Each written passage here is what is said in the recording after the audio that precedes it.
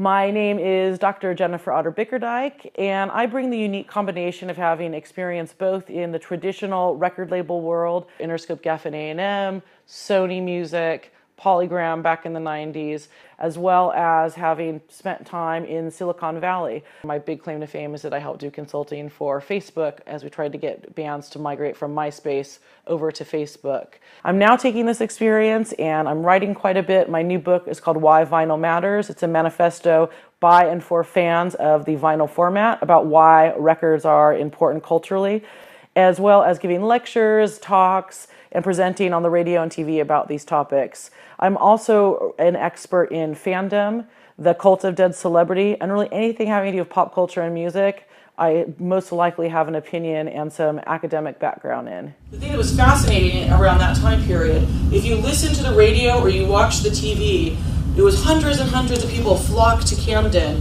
because Amy Winehouse had died. And then when you actually got there, I was there for a couple hours. When you actually get down to Camden, who would you say are a majority of the people there? Fans? That's a good guess. Press.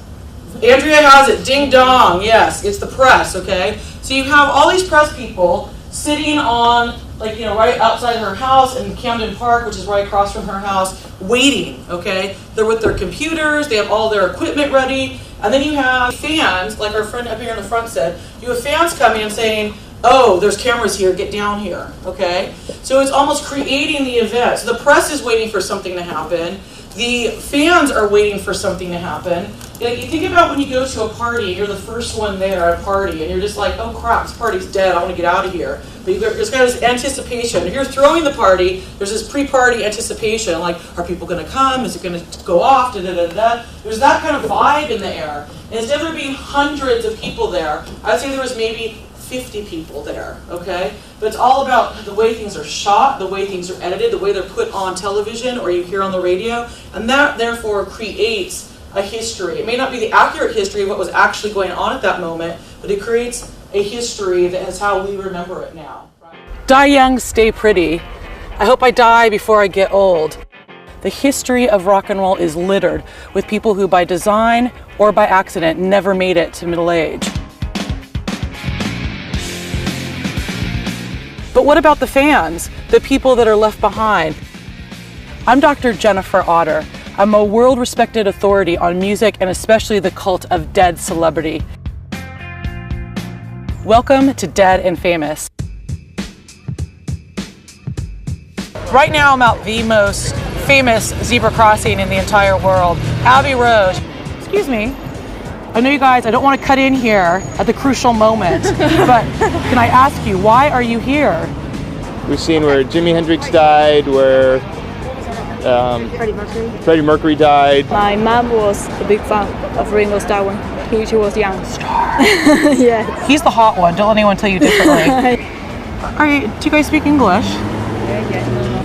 No. This series is different from any other rock series because it's about the fans. Do you think this keeps Amy as present in a lot of ways in the neighborhood? So having this little piece of her that's still here. Like our spirit kind of thing? Yeah, I guess so. What does this mean to you?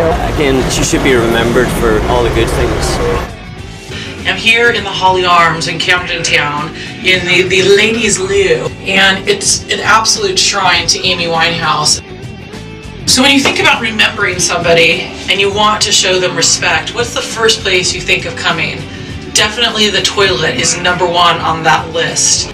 It's not about the rock stars, it's about the legacy and the myths around them. This is about history written and created by people that are genuinely obsessed. It's my life. It changed everything. It changed me personally. It changed everything. You really get a sense of community out of this, a common feeling. It's almost like a religion. Nobody else has ever done anything about fans, memorials, shrines, and the way music fandom passes from generation to generation.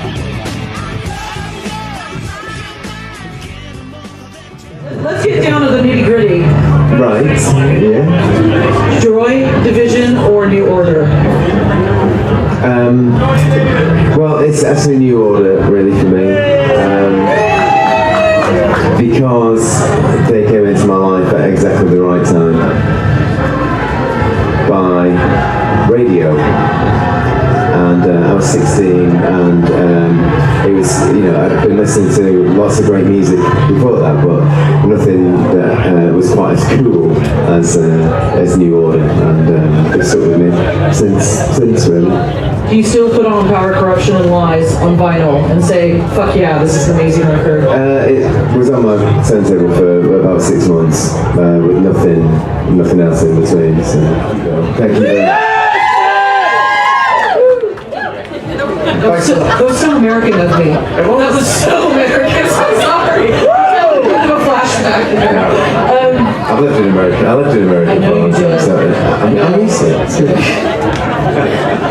We won't start that conversation. So I'll start going off to you about stuff. So maybe we will. See how much time we have. Like a bookshop that we gave away some postcards with and stuff like that, and even the Chippy got involved and did my favourite sort of chips, peas and curry, which is a bit of a classic, but Chips, curry sauce, or yeah, chips, curry sauce and peas. I've never had that. Yeah, you don't into that? Yes, it's Is it a northern thing? Is it a northern? It is. It's a northern thing. There you go, seafarer, My people are in the house. Yeah. I'm so happy. Norwich? Is that how you say it? Northwich.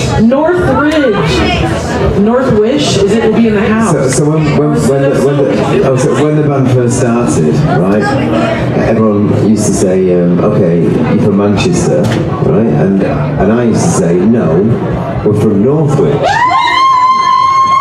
Right? Until we got to America, right, and people started saying the charlatans from Norwich.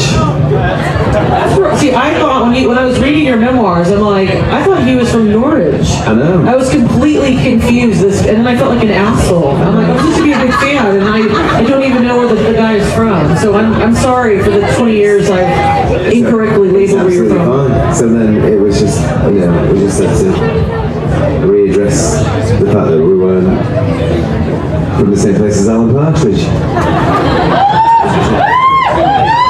Which ironically, I live in Norwich now.